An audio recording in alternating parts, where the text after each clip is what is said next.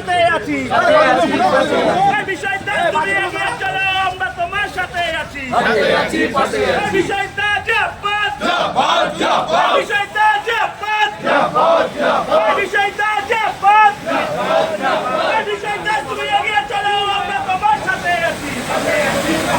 এই বিষয়টা তুমি লড়াই করো আমরা তোমার সাথে আছি এই বিষয়টা তুমি লড়াই করো আমরা তোমার সাথে আছি এই বিষয়টা জিন্দাবাদ এই বিষয়টা জিন্দাবাদ এই বিষয়টা জিন্দাবাদ এই বিষয়টা তুমি এগিয়ে চলো আমরা তোমার সাথে আছি এই বিষয়টা তুমি লড়াই করো আমরা তোমার সাথে আছি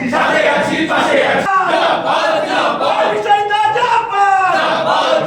এই বিষয়টা জিন্দাবাদ এই বিষয়টা তুমি এগিয়ে চলো আমরা তোমার সাথে আছি এই টিভি সুইচ অফ করতো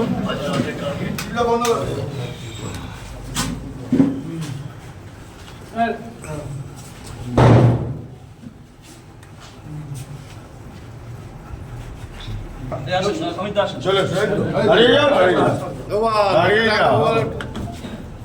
স্লোগান বিশ্বজিৎ বিশ্বজিৎ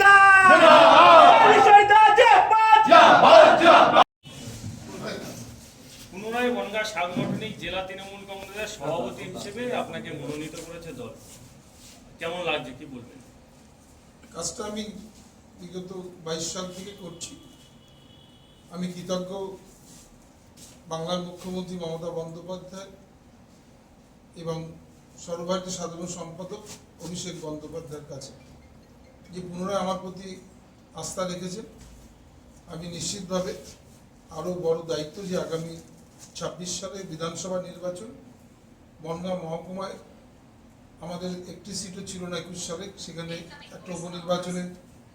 আমরা জিতেছি বাগদায়, এবং এই 3টে সিট সাব ডিভিশনে, বাগদা দিয়ে 4টে। আমাদের প্রধান কাজ যে 2026 সালে এই 4টে সিট, যে মাটি তৃণমূল কংগ্রেসের মাটি, যে মাটি মমতা বন্দ্যোপাধ্যায়ের মাটি, আবার তার পুনরুদ্ধার করে ফিরিয়ে দেওয়ার যে দায়িত্ব আমার কাছে অর্পণ করেছেন। আমি নিশ্চিতভাবে কৃতজ্ঞ দলের কাছে এবং সমস্ত সহকর্মীদের নিয়ে। এই সভাপতি আমায় করেছে না, আপামর আমি মনে করি আমার ছাত্র, যুব, মহিলা প্রত্যেককে সম্মান জানিয়েছেন, যে তাদের উৎসাহিত করেছেন, যে 2026 সালে